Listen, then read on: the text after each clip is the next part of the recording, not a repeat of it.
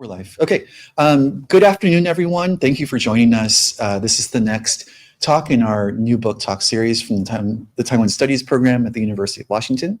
My name is James Lin. I'm Assistant Professor of International Studies here at the UW and Associate Chair of the Taiwan Studies program. So our honored guest today is Dr. Honghong Tinn. I'll give her a brief introduction. Honghong Tinn is Assistant Professor in the program in the History of Science, Technology, and Medicine, and the Department of Electrical and Computer Engineering at the University of Minnesota, Twin Cities. She received her Ph.D. in Science and Technology Studies from Cornell University. Her research interests are in the areas of the history of electronic digital computing, Cold War, and econometrics. In addition to the book that she will present on today, which we have up right now, is also a book that she has co-authored called Computer, A History of the Information Machine, published by Taylor and Francis, 2023. And for this afternoon, Professor Tinn will give a presentation on her new book that just came out with MIT Press, Island Tinkers, Innovation and Transformation in Taiwan's Computing Industry. And we have a really beautiful book cover, which I'm very envious of. And I think she'll explain to us what the different elements of the book cover are. So please join me in welcoming Professor Tinn to Seattle. To thank James and his colleagues at University of Washington for running this talk series and making them live streamed online. It really builds a strong academic community among Taiwanese studies scholars. And so thank you. So my book is about the history of computing activities and computer industry in Taiwan over the past 6 decades. I cover this history by studying various types of computer tinkerers in Taiwan. I argue that Taiwanese tinkerers made computers workable, usable, and manufacturable in Taiwan. Tinkering with technology was one of the most important factors that prompt the development of Taiwan's computing industry. So the book is open access. So if you are interested, you can actually access it online through MIT Press website. And if you are interested in getting a print copy, I have the promotion codes on my slides. My book cover is illustrated by Matteo Farinella. I work with Matteo to include various type of computer products and electronic products that have been manufactured in Taiwan and covered in my book. For example, here you can see transistors over here, and this is magnetic core memory units, a type of mainframe computer memory units in the 60s, and integrated circuits and arcade game consoles, and microcomputers and the semiconductor wafers over here. So my plan today is to start with an overview of my empirical cases. I will then briefly discuss how my book may contribute to the field. And I hope my empirical cases can help me present a better picture of my book's contribution to the historiography. And after this overview, I would like to focus on my chapter 8, which is about Orientalism and tinkerers. I will then conclude my presentation with the challenges Taiwanese tinkerers faced in the 21st century. So the book can be roughly divided into 3 parts. In each part, I discuss how a group of technology users in Taiwan adapted, modified, and worked creatively with mainframe computers, mini computers, and microcomputers. Tinkerers in this book include engineers, technocrats, computer users, and engineers turned entrepreneurs. They shaped the practices of computing in Taiwan and transformed the computer industry with their hands-on engagement with computers. So on my slide, you can see this is IBM 1620 computer installed in Taiwan through a technical aid program. And it was one of the first 2 available computers in Taiwan and that was around 1964. And the image in the middle is a mini computer built by a group of graduate students from 1968 to 1971. And on the right is a computer hobbyist magazine, and I have one of the copies over here. This is a computer hobbyist magazine in UK in 1982 October issue. The editors of this magazine selected 4 best computers of the year, and the microcomputer here is called Microprocessor Model 2. It was made by a Taiwanese company called Multitech. You might have never heard of Multitech, but the company was renamed to be Acer Computer in 1987. Okay, so this is the table of content of my book. Specifically, the earlier chapter in blue font on my slide are about the first 2 mainframe computers installed at the National Jiaotong University in Taiwan in the early 1960s. And as I mentioned earlier, they were sponsored by a United Nations technical aid program, and that's a computer on the top left of my slide. On the bottom of my slide, you can see 2 visiting professors taking a photo with their Taiwanese counterparts and their family. So they visit Taiwan from summer 1962 to summer 1963, and their trips were sponsored by the same United Nations technical aid program. They taught computer programming and engineering and other electrical engineering courses in Taiwan. On the photo on the top left, the gentleman there is visiting Professor William Wesley Peterson. He stayed in Taiwan from summer 1963 to summer 1964. He was a professor at University of Florida before he visited Taiwan. And on the same photo, you can also see 2 women computer operators. They in this photo were assisting Peterson to do research computing, and the lady at the front is Li Jingxing, Regina Li, and the lady at the back is Chen Yazhi, YC Chen. So through this case, I argue that Taiwanese computer users improvised and tinkered with mainframe computers to ensure this new technology can be installed, used, and maintained in a new environment. So the second part of the book are about the chapters in purple on my slide. I begin with 3 groups of graduate and undergraduate students venturing into building mini computers and calculators from scratch. From the bottom photo on my slide, you might be able to sense the experimental nature of these projects.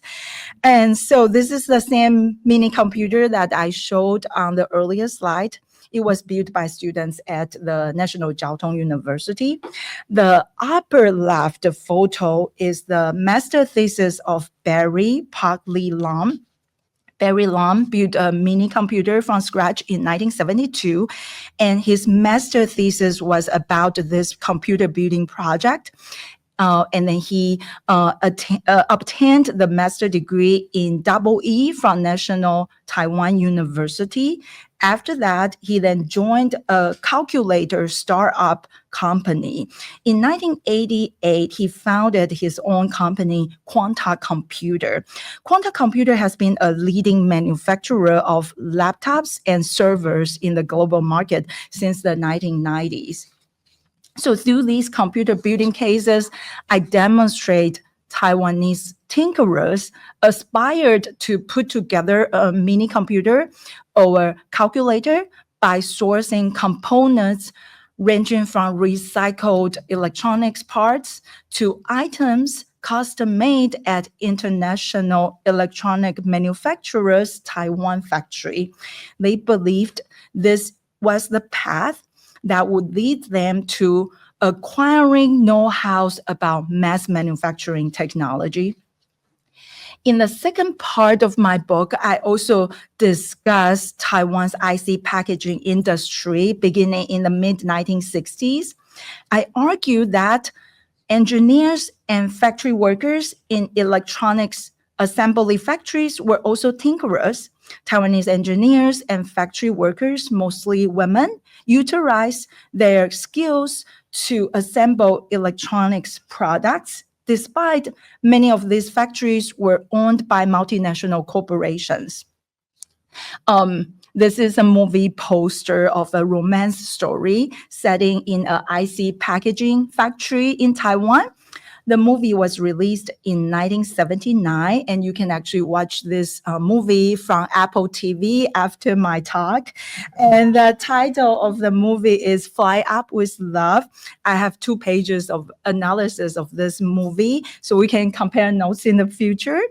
So in the third part of the book, I discussed the founders of Taiwanese personal computer industries in the 1980s and how they built personal computers by sourcing components made in Taiwan or overseas.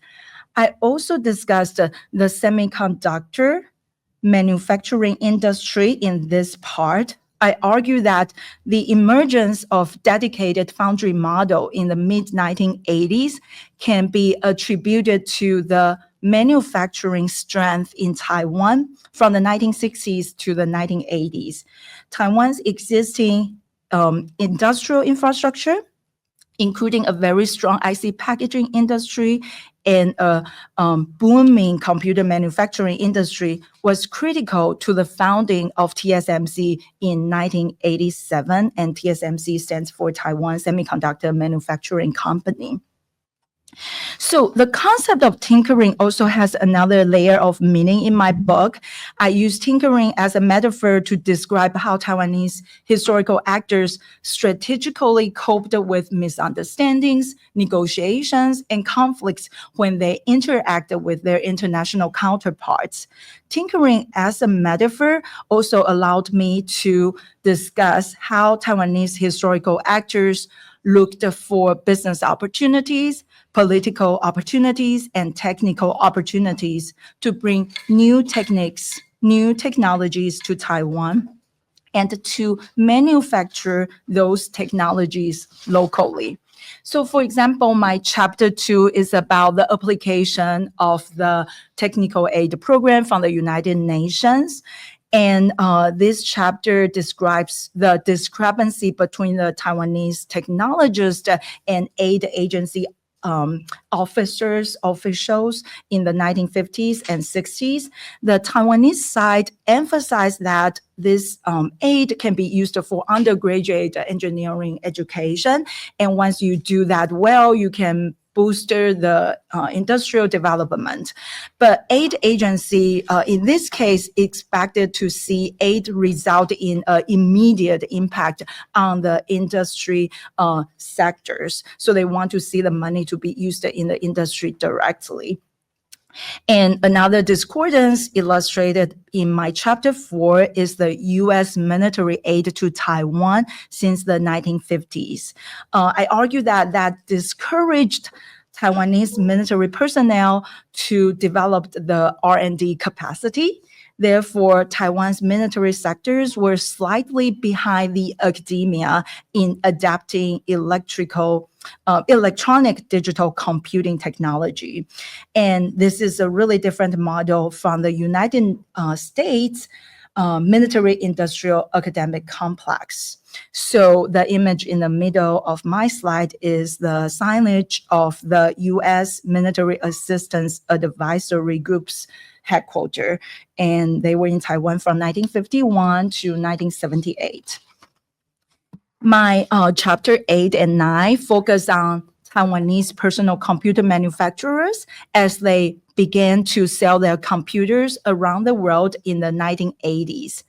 In response, world-leading computer manufacturers, especially Apple and IBM, contested Taiwanese computer makers' strategy of developing compatible computers.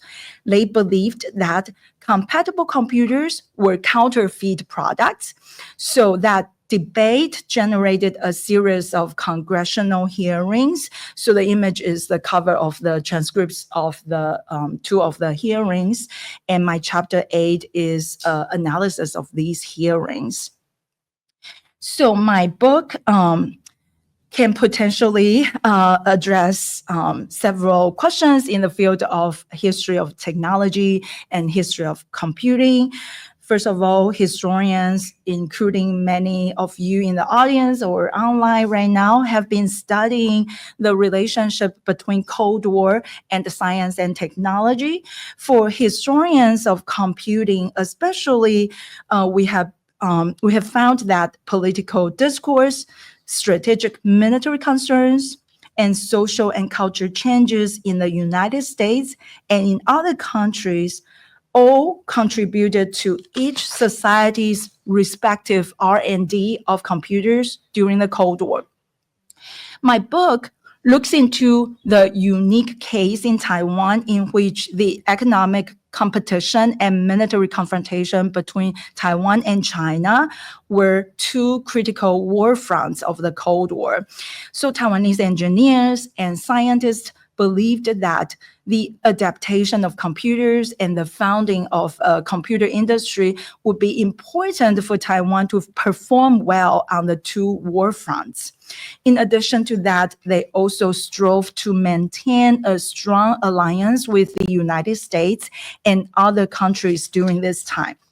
So this was one of the many reasons why they aspired to own, explore, master, and eventually manufacture electronic digital computers to broaden Taiwan's business and political opportunities. So the second subfield that I hope my book can contribute to is to broaden the definition of innovations.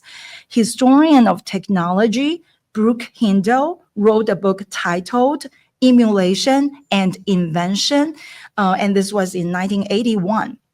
He proposed that emulation as a concept best explains how 19th century inventors, mechanics, and artisans in the United States, such as Robert Fulton and Samuel Morse, used spatial thinking skills to comprehend and redesign European machines.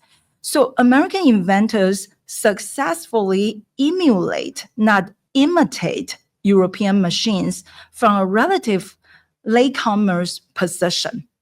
So my book offers a historical case that shares some similarities with that 19th century US history. And I also chronicle the production of technology from a peripheral location, but I begin the story in the second half of the 20th century. So in my book, my historical actors engaged in the process of technology transfer, but they were not wholesale copying what has been invented in the United States, Europe, and Japan. Instead, my historical actors engaged with imitation, emulation, and experimentation. Their hands-on experience contributed to the success of Taiwan's computer industry, and I hope to challenge the dichotomy that the West innovates and the East imitates. Instead, my cases show that emulation often leads to innovation, and innovation in many cases requires someone to imitate, emulate, tinker with, and experiment with existing technology. So now I hope to talk more about my chapter 8. And this chapter is titled Incompatible Computer Dreams, Contested Computer Exports to the United States from Taiwan. In the early 1980s, several startup companies in Taiwan began to build personal computers and export these computers to places around the world. Acer Computers founder, Stan Shi, was the most prominent example. He's the person in the middle in jacket on my slide. In 1976, he founded his own company, Multitech, which was renamed to be Acer Computer in 1987. And I hope to use this chapter, to illustrate that the second meaning of tinkering in my book. So tinkering also serves as a metaphor for me to describe how Taiwanese manufacturers strategically coped with misunderstandings, negotiations, and conflicts when they interacted with their American counterparts. So what happened was, in the early 1970s, the first half of the 1970s, the price of microprocessor dropped from $1,000 to $100. And that price drop created a lot of business opportunities for entrepreneurs around the world. So they set up their own companies and then use microprocessors to design and manufacture various types of products. Personal computers was one of the best selling type. And many of these computers were intended to be compatible with Apple computers at that time. The main reason was that many companies had developed a software that could be used on Apple computers, or accessories that could be connected to Apple computers. And Stan Shi, he is here on my slide, in 1982, also decided to begin to manufacture Apple compatible computers in Taiwan. But as you can see on my slide, at this time, there were a lot of knockoff versions of Apple computers. On my slide, you can see this is a green Apple computer, and this is Focus 2 computer. And so there were counterfeit computers available in Taiwan and also around the world. So Stan Shi was very aware of that. And so when he made his mind to start this new business, he carefully discussed with his engineers to make sure his company would not make counterfeit Apple computers. What they want to do is compatible Apple computers. And they clearly knew that they needed to differentiate themselves from those counterfeiters. And as you can see, the British hobbyist magazine, Stan Shi's Apple compatibles were very popular and got selected to be one of the best computers in 1982. In 2025, we all know that Apple does not allow any compatible products on the market. There are no Apple compatible iPad or iPhones, supposedly. And so Apple Computer's initial strategy was to bring up lawsuits to stop other companies from developing compatible computers in the 80s. So in the United States, the most famous Apple compatible maker is Franklin Computer Company. In August 1982, Apple filed a copyright infringement lawsuit against this company, and the legal debate battle between the two companies lasted for more than 2 years. Finally, in March 1984, Franklin Computer reached a settlement with Apple, and they were not allowed to make any Apple compatibles. But for companies outside the United States, in addition to filing a lawsuit in various countries, Apple Computer also worked closely with the U.S. Customs to stop any Apple compatible computers from entering the US market. So Apple's reasoning was that the counterfeit products made in foreign countries constitute unfair foreign trade practices. So in response to the so-called unfair foreign trade practices, the U.S. Congress held several hearings in June, July, and August and September in 1983. So on my slide, you can see the transcripts of these congressional hearings. So my chapter 8 contains an analysis of these hearings, and I have several observations on these hearings. In the interest of time, I will discuss 2 of my observations in this presentation.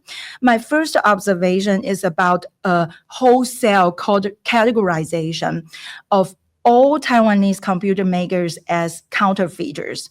My second observation is about the misinformation on Taiwanese computer companies circulating in these hearings.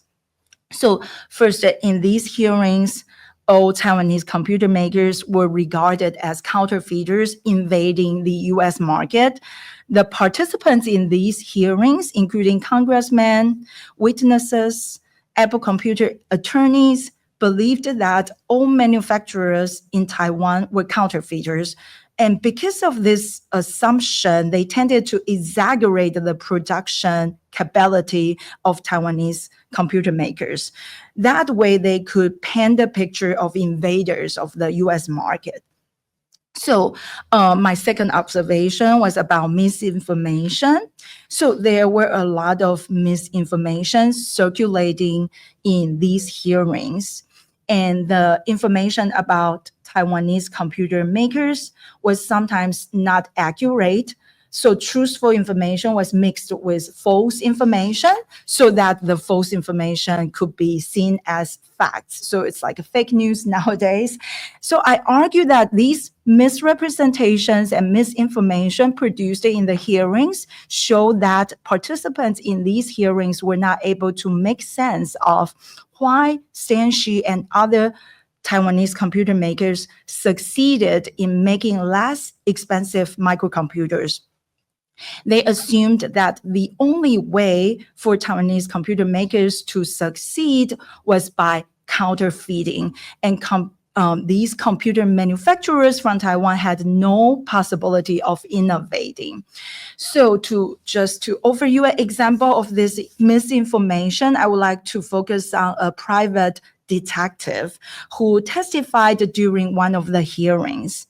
So Osborne Computer Company is an early portable computer makers.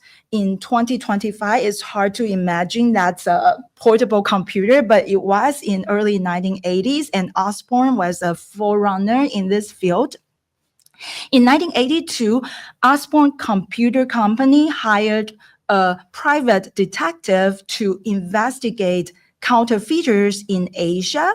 So they sent the private detective to cities including Hong Kong, Taiwan, Tokyo, Singapore, and other places to collect the information about counterfeiters, especially Osborne Computer. But this detective also used his personal time to collect more information about all types of counterfeit computers. So he was known as an expert of counterfeiters. On August 2nd, 1983, he was invited to testify in the third hearing of the unfair foreign trade practices. For that hearing, the private detective submitted a 13-page of document that listed possible infringers in Asia. So on my right side of my slide is the page 1 of this list. Acer Computer was included on the list, and a couple of other Taiwanese companies were also included on the list. In my presentation today, I will not be able to review every piece of inaccurate information in the hearings or in the private detective's report. I plan to only focus on the misinformation about Acer Computer. So the private detective's description of Acer is on the right. You can see Multi-Tech International there, and the address, the telephone number, the telex number, and the left column is actually about another Taiwanese company, MyTech. So let's take a closer look about what the private detectives say about Acer Computer, and I quote, "It is reported that Multi-Tech has exported 3 different computer designs to mainland China. All 3 systems are known to be used in military applications. Multitech International has developed an IBM PC compatible computer product and is prepared to export that product to established dealers in Europe and the United States. Multitech International has also produced copies of US-made digital or known as DEC computer hardware for export to mainland China. Exact model duplication is unknown, as products copied have been variations of the original, although 2 versions of the counterfeit digital PDP-11 have been seen. So the private detective is basically making 2 accusations. Accusation number 1, Stan Shi is a counterfeiter. His company made, knockoff versions of Apple computers, IBM computers, and DEC computers. And the second accusation is that Acer in 1983 exported computers to China, and those computers could be used for military purposes. Taiwan was under martial law at that time, so the trade between Taiwan and China was banned at that time. So the second accusation, ironically, is an even more serious accusation than the first one. It could really get Stan Shi into trouble. So these accusations prompt Stan Shi and his attorney wrote a letter on September 2nd, 1983, and sent it to the chairman of the committee that organized these congressional hearings to refute the allegations during the past hearings.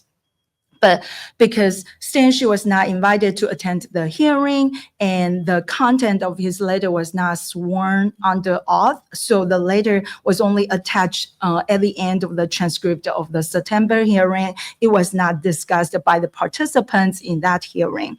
So in this letter, the one on the right, Stan Shi clarified a couple of things, and for this talk, I will talk about 3 things he was trying to clarify. First, he did not break the law. Stan Shi noted that his company imported over 30 million worth of electronics from the United States to Taiwan because at that time his company was a franchisor or exclusive franchisor of many US tech companies, including Zilog, Texas Instruments, and Intel. So he stresses that he was not an outlaw and that he had never wanted to be one because he would like to maintain his relations with his US business partners. Second, Stan Shi emphasized that he is not a counterfeiter. His company intended to make computers to be compatible with the best-selling computer products on the market. So he shared the committee's concerns over the growing trade in truly counterfeit products. However, he was also concerned, and I quote, that in this effort to stop this trade, the distinction between counterfeit merchandise and legitimate products independently developed to be compatible with manufacturers' products will be lost. So he emphasized that multi-tech computers were totally different from those illegal, blatant counterfeiters. And he did that repetitively in the letter. So third, he clarified that his company did not sell any computers to China because the government at that time did not allow sales and he was trying to be lawful. But Stan Shi did hint that he could not prevent his customers from reselling his company's computers to China because at this time, many Taiwanese computers were sold to China through companies in Hong Kong and Japan. So it was possible through this route. So in addition to the congressional hearings, another similar incident around the same time also created a misrepresentation of Taiwan's computer makers.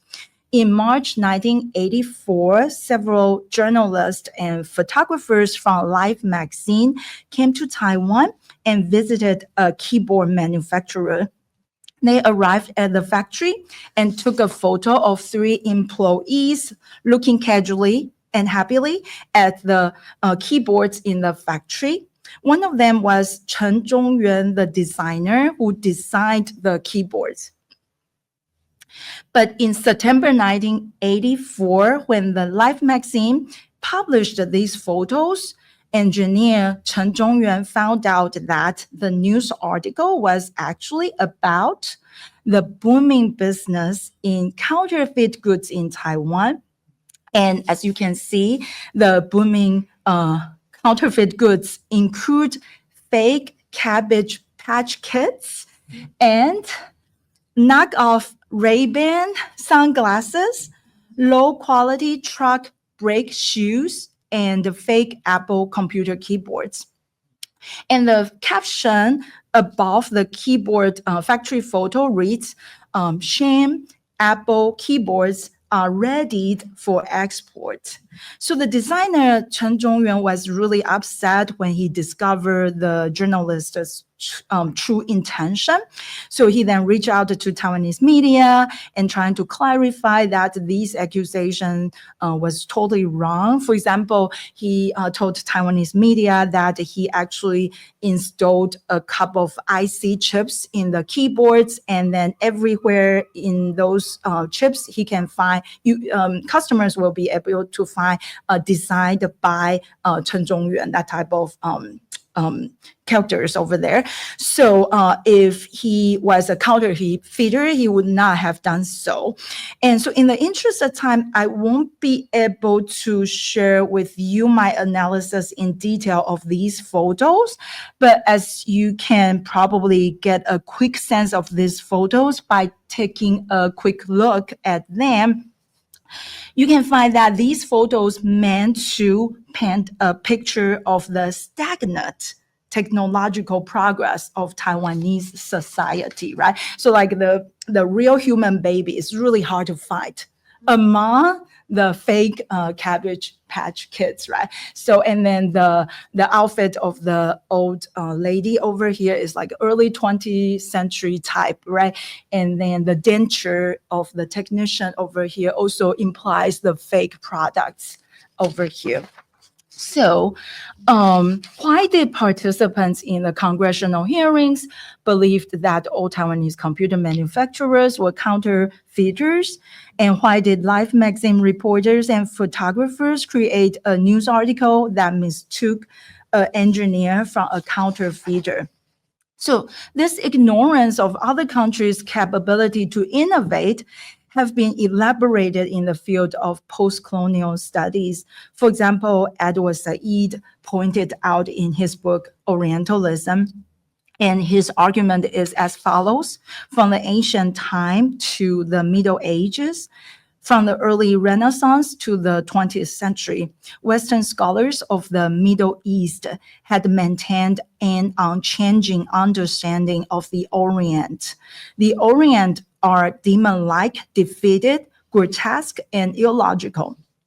So Edward Said's argument is not only about stereotyping. He emphasized that even after impersonal interactions between Westerners and the Orientals, it will not remedy and change those stereotypes. Before Napoleon invaded Egypt in 1798, Western understanding of the East was mainly based on their reading of textual works. However, after Napoleon invaded Egypt in 1798, the in-person interactions between the Westerners and the Orientals and the subsequent colonization did not change Westerners' previous perception of the Orientals. So the concept of Orientalism thus described the ingrained understanding of the Orient that lasted for centuries. In the case of Taiwan, in the 1980s, many materials browsed by U.S. media and members of the congressional hearings were textual materials. So the written materials only reinforced the impression that all Taiwanese computer makers were counterfeiters and intruders of the U.S. market. But the most astonishing similarity between this case and Edward Said's Orientalism is that Even after many people visit Taiwan, include the private detective and the Life magazine reporters and photographers, they simply utilize what they knew before their trips to represent what they saw during the trips. So their actual trips to Taiwan did not matter much, as those trips did not serve as an investigation. Instead, those trips serve as a reification to confirm their impressions of the backward island, the Orient, or the cunning copycats. They created paradoxical facts so that they can share with everybody what they believe they had witnessed. So despite the aforementioned U.S. congressional hearings and Life magazine reports and make this misrepresentation and misunderstanding of Taiwanese computer makers, Silicon Valley quickly recognized Taiwanese computer manufacturers' outstanding R&D and manufacturing capacities. So Acer and Taiwanese manufacturers became sought-after subcontractors for prestigious computer makers around the world. In 2016, director Jason Cohen made a documentary about Compaq Computer. The name of this documentary is Silicon Cowboys. Compaq Computer was a company that made IBM compatible computers in the 1980s, and it was later acquired by HP Hewlett-Packard in 2013. So for this director, Cowboys is a really useful concept to describe how Compaq Computer founders dared to challenge IBM, the tech giant, in 1980s. Acer and Computer shared some similarities, and the two companies were actually competing with each other fiercely in the 80s and 90s. But at the first glance, the image of cowboys may not seem applicable to Taiwan's computer makers.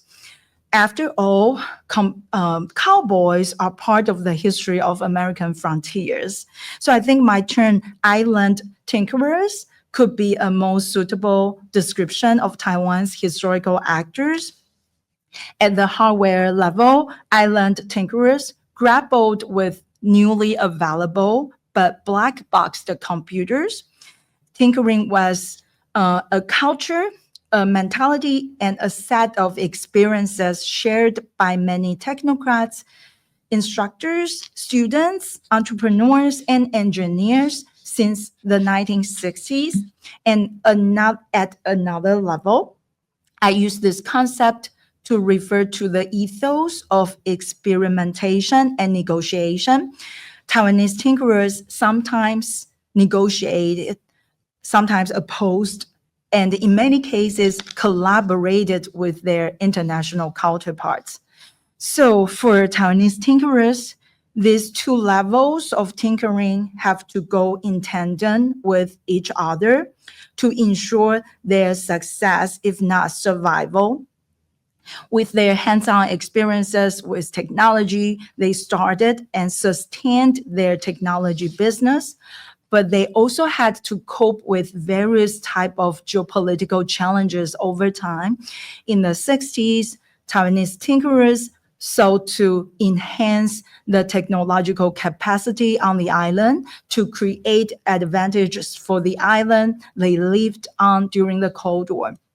In the 80s, tinkerers had to cope with the misunderstandings imposed by their international competitors.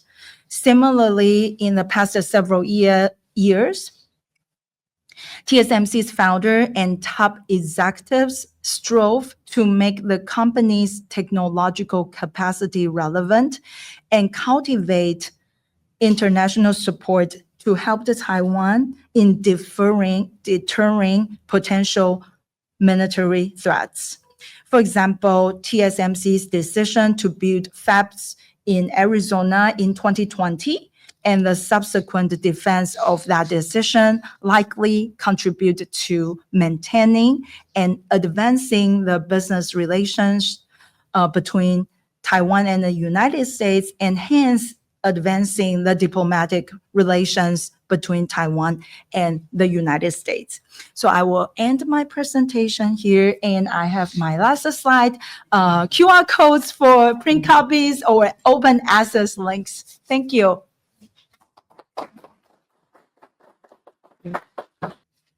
Okay, thank you very much, Professor Tinn, for really wonderful talk.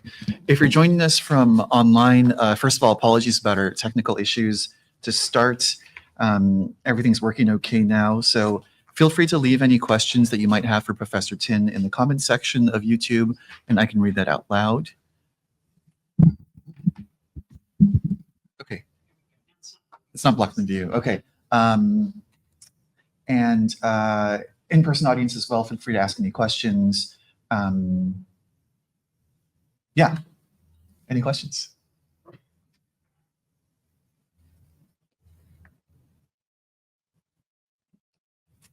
Yes, please.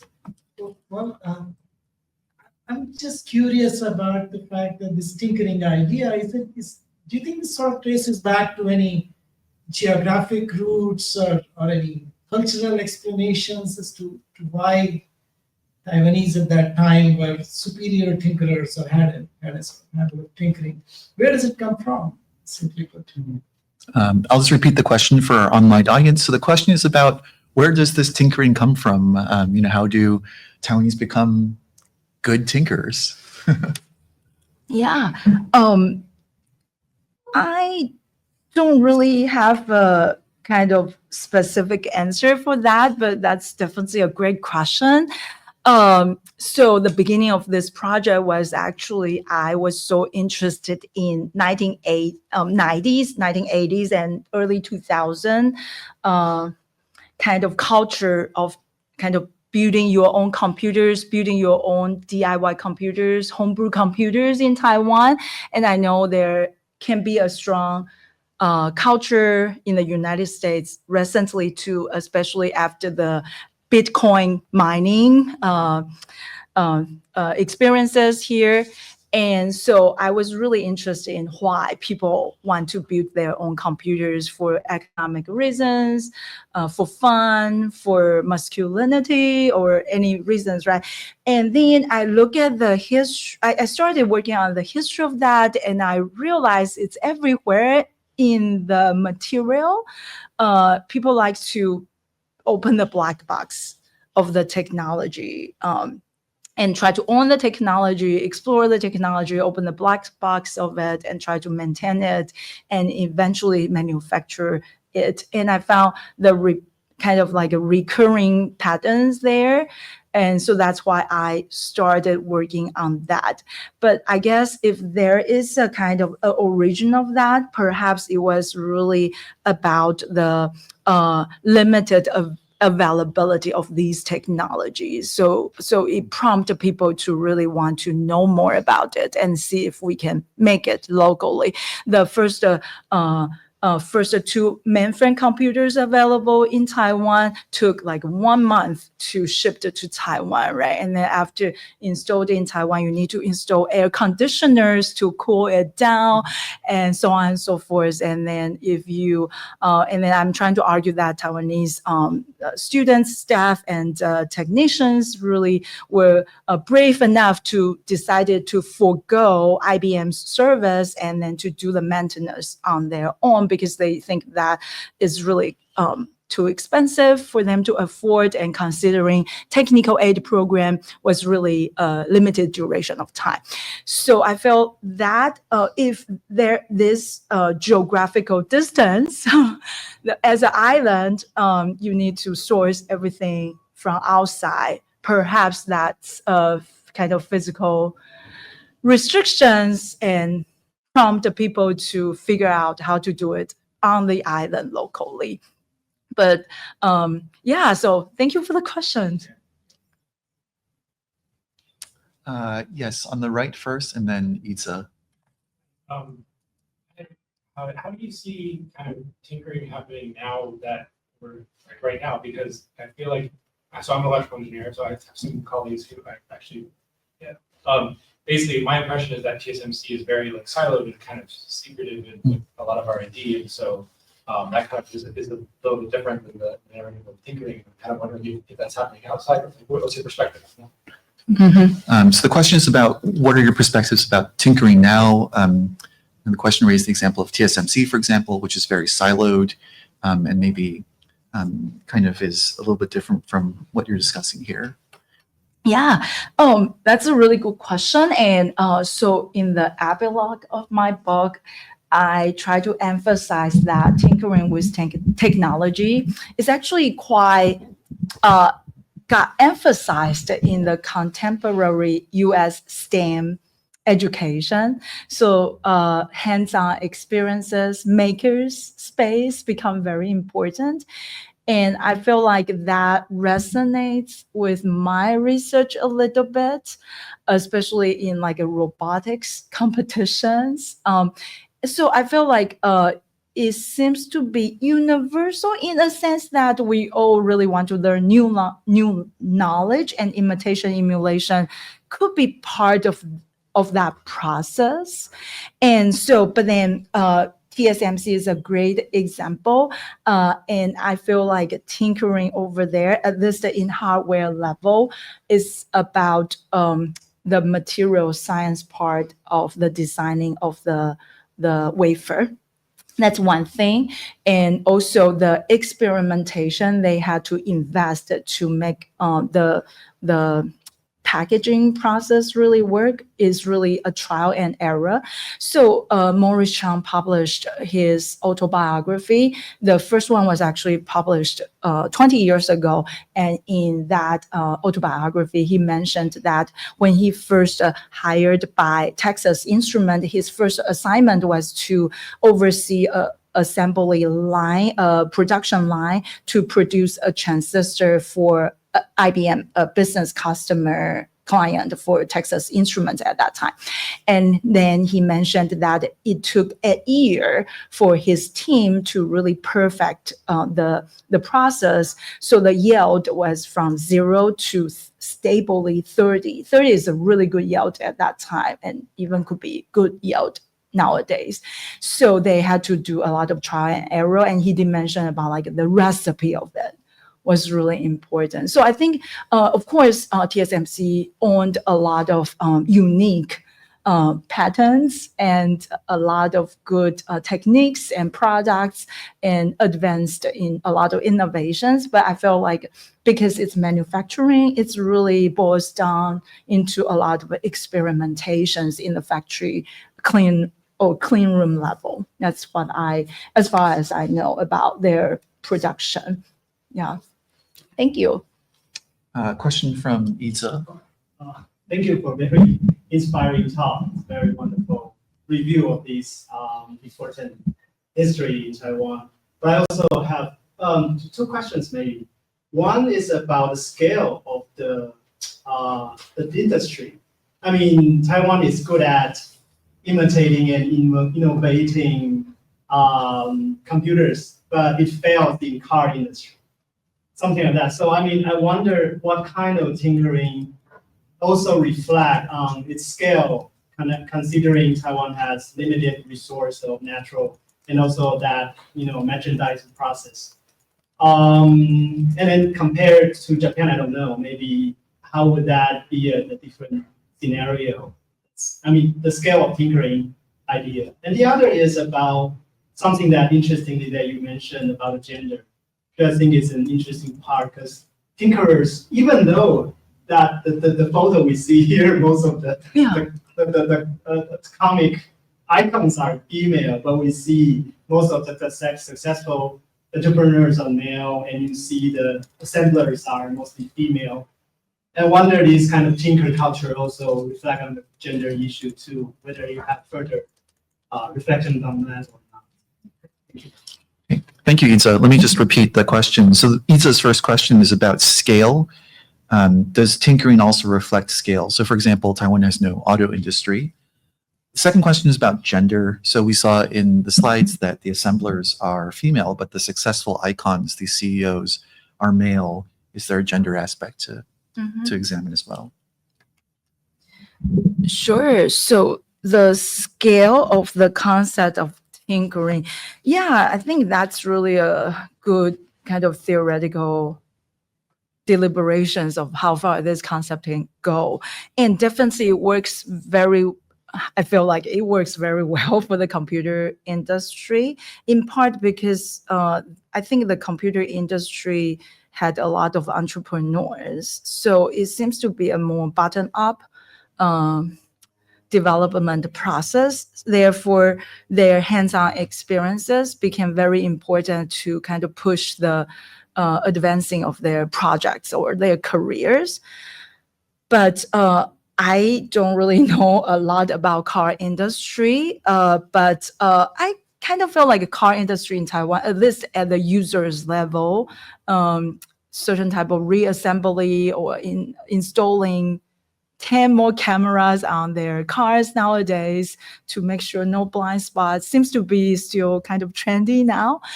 But at the industry level, I really don't know much about that. But it's really, really a good thing for me to carry on and to think about it.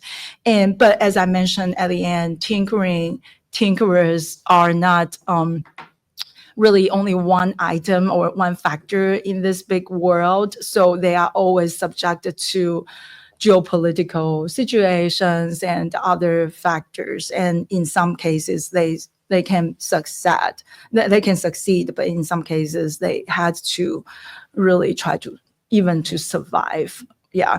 And yeah, gender aspect. So I felt like I try my best to include important women historical actors into the story, but it's still limited to the tinkering concept because the book is really not about women tinkerers. So majorly I was kind of directed by my major kind of tinkerers in the history that I was able to spot.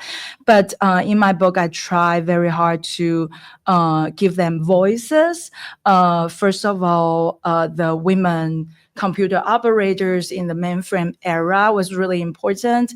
And I try to talk a little bit about the family members of the visiting professors.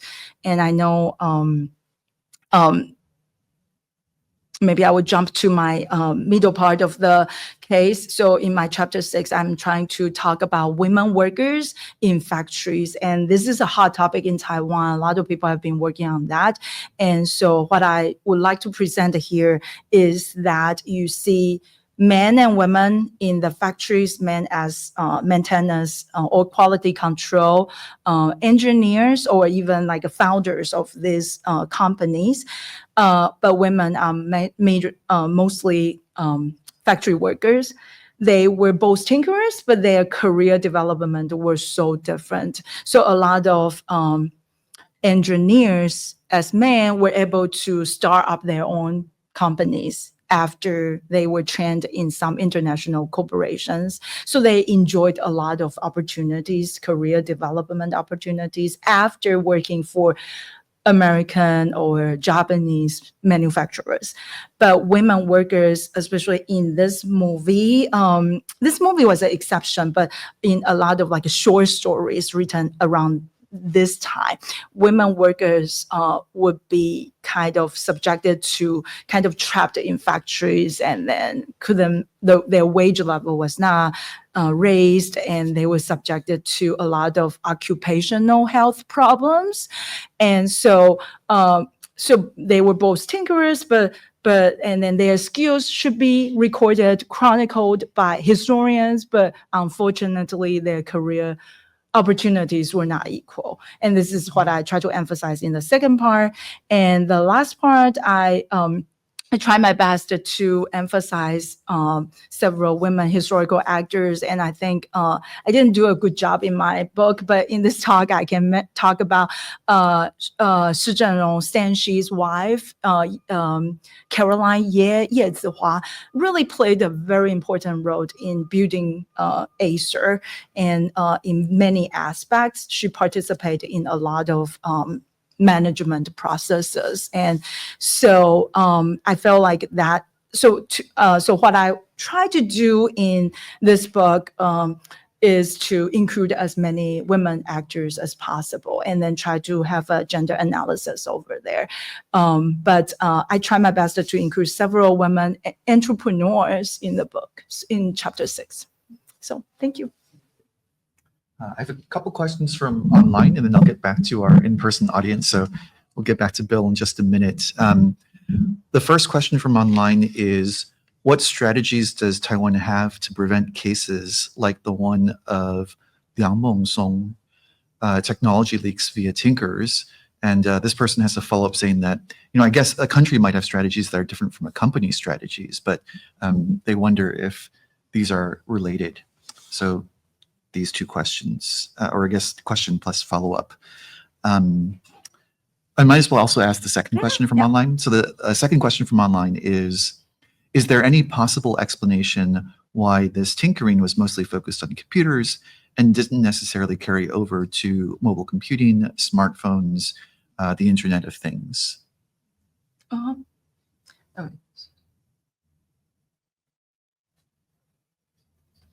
okay. Yeah, so, and this is from the same audience. Oh, no, not the same audience.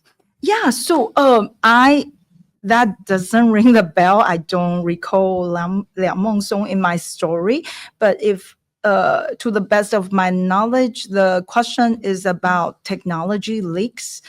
And yeah, so that's always a big issue for companies and for different political entities, countries, governments. But I would think that in the legal parts of that, Taiwanese government had a lot of restrictions on semiconductor investment in China in 2000s, and that could be a route to go for. But at the company level, I think they could create a certain type of policies to restrict someone to join a similar company within 2 years of time after they leave the company. And so I guess I don't have expertise about how to prevent leaks. Maybe we should find good consultants to help us to get to know more about that. And in the past case of Taiwan, I guess you can never stop that, because headhunters are looking after many talents in Taiwan all the time, and they work for different companies.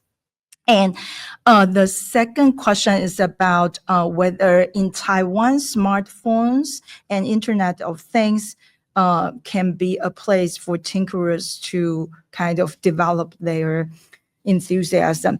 Yeah, so I guess the smartphone tinkering was very popular in China. And that was part of the rise of Shanzai culture. And I guess the reason that Taiwan did not have a really strong smartphone tinkering was probably because the Taiwanese smartphone users has been really relied on Apple, Samsung, and other prominent companies nowadays. Taiwan doesn't have a really strong smartphone manufacturers. I think after 2014-ish, that really kind of shrinked significantly. And I definitely think Internet of Things is a perfect place to do tinkering, right? Because it's just a capstone project for every electrical and computer engineering department. And so definitely, I think that falls into the STEM education related field in the current US or other countries' science education realm. So it will be possible for someone to do Internet of Things type of tinkering. And I really think that's a possible hobby to have. Definitely. Yes. Yes. So Bill had a question. So, you told a story about kind of bottom-up tinkering and private enterprise. Does the state get any credit? Yeah. So I guess, oh, yes. Let me just repeat the question. So Bill's question is, Professor Tinn has been talking about bottom-up tinkering. Does the state get any credit? Yeah. So,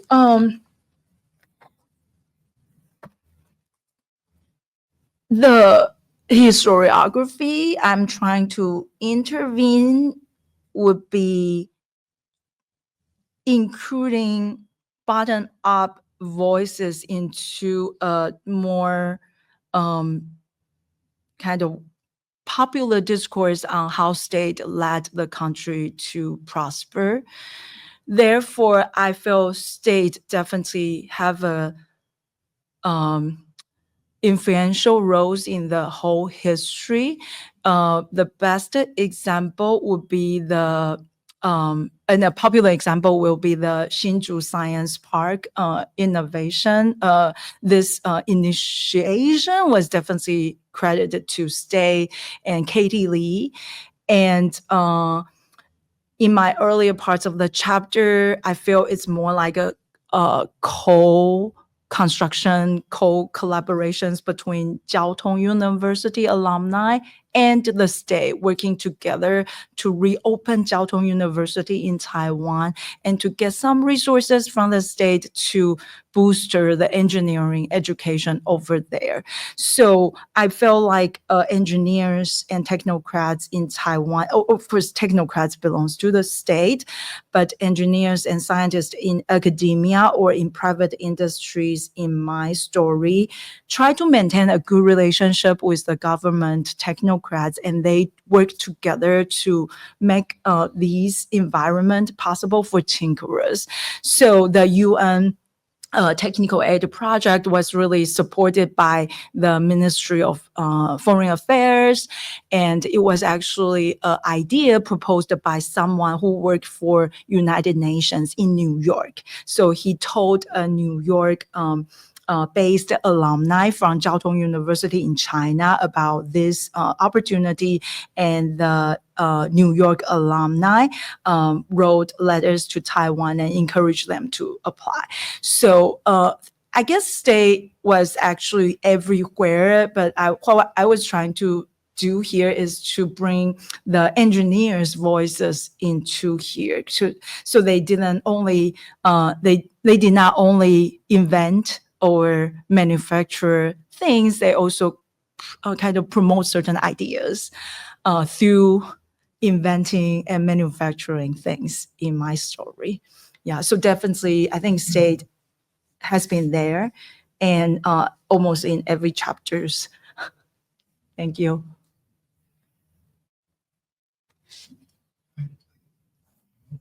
Follow-up question from Bill. So, have you given any thought to the people in mainland China, the contrast between Taiwan developments and China? Bill's question is, any comments on comparison with China and their path of development to Taiwan? Yeah, so I probably cannot really offer a big picture right here or a more kind of complete picture, but I think in China, the personal computer industry was also initiated by a couple of really talented tinkerers, and they were trying to build a personal computer industry companies over there. But the state did have a role there. They had to work with the state to figure out a way to really import parts from Hong Kong and other places to get the permit to do so. And so that's definitely a really different story in the 80s. And for the semiconductor industry development, as far as I know, they have put a lot of efforts to really helped several big companies to be able to do breakthroughs in semiconductor wafer productions, and they are trying very hard to catch up. And I think Taiwan's case is really unique because Maurice Chang was actually who founded the TSMC, had never lived in Taiwan before 1985. And he was a Texas Instruments vice president for many different type of departments throughout his career there from 1958 to 1983-ish. So he really had a lot of experiences on this worldwide semiconductor market. It's very kind of fluctual. So you need to know like when the demand will rise, when the demand will drop.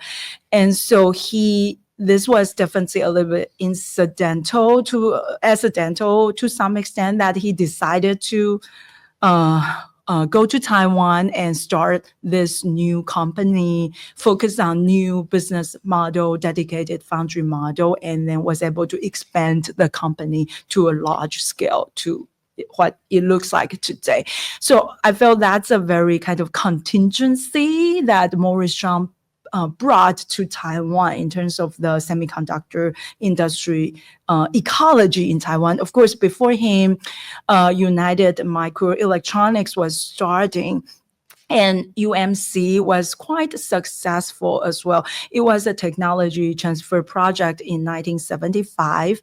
37 engineers were sent from Taiwan to learn how to make CMOS chip from RCA.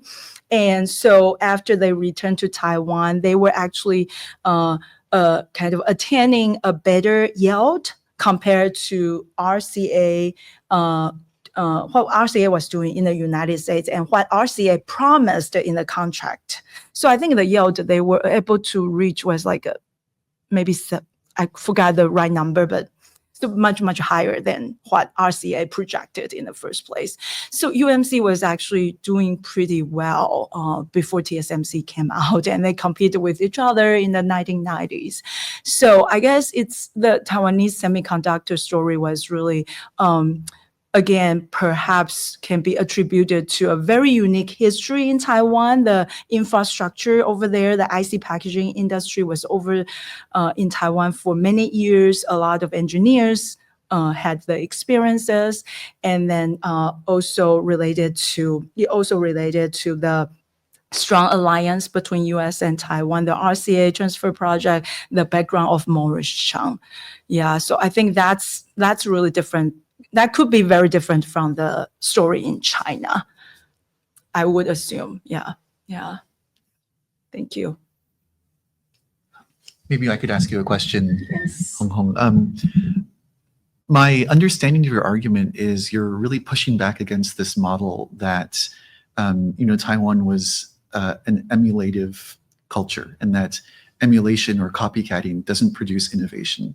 And you're saying that actually in the process of emulation, in the process of tinkering, this is where innovation actually happens.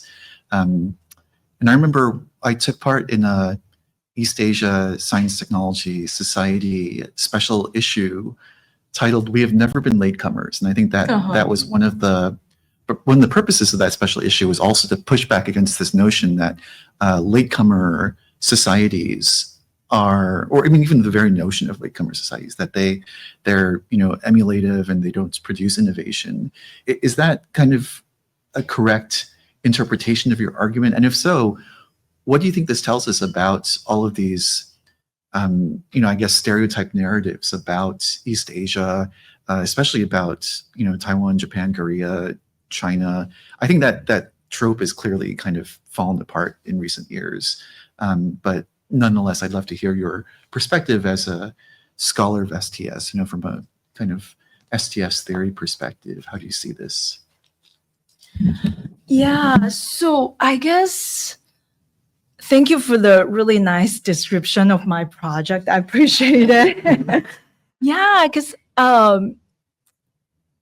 feel like I mentioned latecomers because of I want to borrow the common sense of it instead of I agree with latecomers, and I'm trying to juxtapose the Taiwan story with the U.S. story, and then try to emphasize we are all latecomers, maybe. Yeah, and then so the what I'm trying to do here is to provide empirical evidence on the emulation, the value of emulation, the value of imitation. So I'm trying to show the efforts of historical actors in really changing things. So perhaps I should probably say that I am hoping to emphasize the voices from individual engineers, individual workers, and how they contribute to this big development of the history or the industry or the culture of tinkering. So that's really where my passion is about. So I want to emphasize that it's really not a copycat turned and entrepreneurs. Instead, it's really the basic of our STEM education, right? You just have to learn how to make things and then try to learn how other people make things. So so that's where my passion is about. Thank you.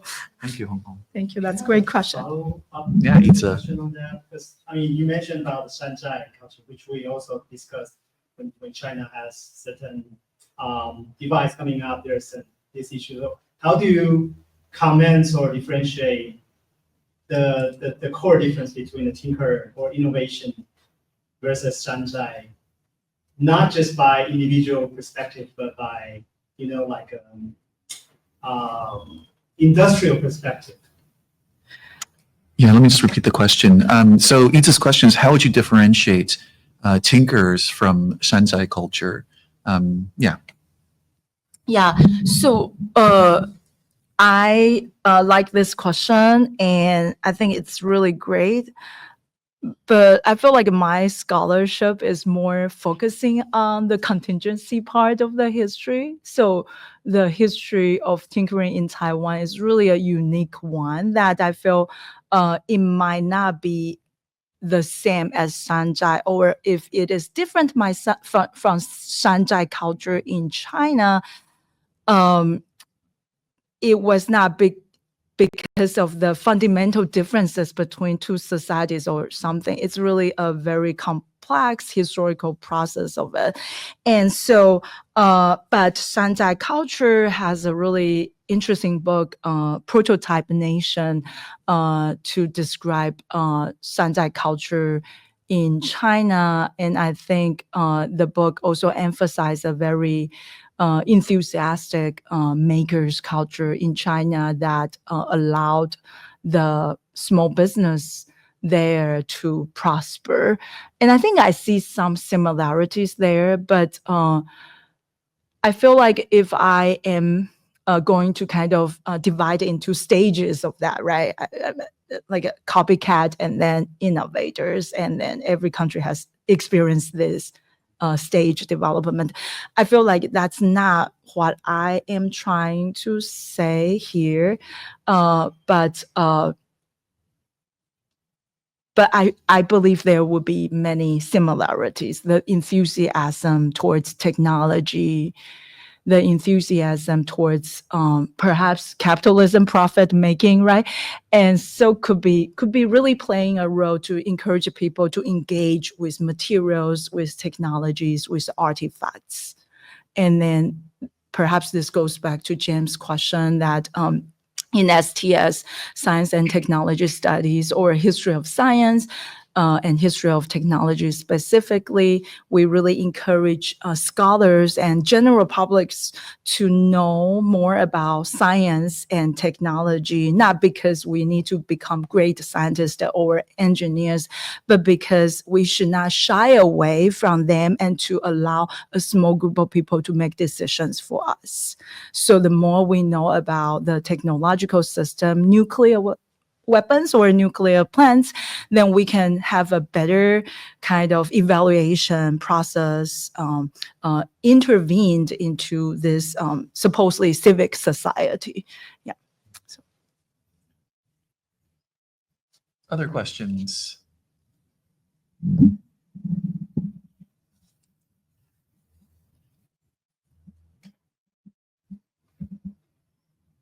Last chance, going once, going twice. No? Okay, in that case, please join me in, once again, thank you, Professor Tinn, for a really lovely presentation and a very enlightening Q&A discussion. So thank you for giving us this talk. And don't forget, everybody, oh, why don't you go back to your promotion slide. So if you want to buy a copy, this is the discount code, and it's also available open access, which is really awesome. So you can read it for free online if you don't need the hardcover or the physical copy of the book. Okay, thank you very much. Thank you all.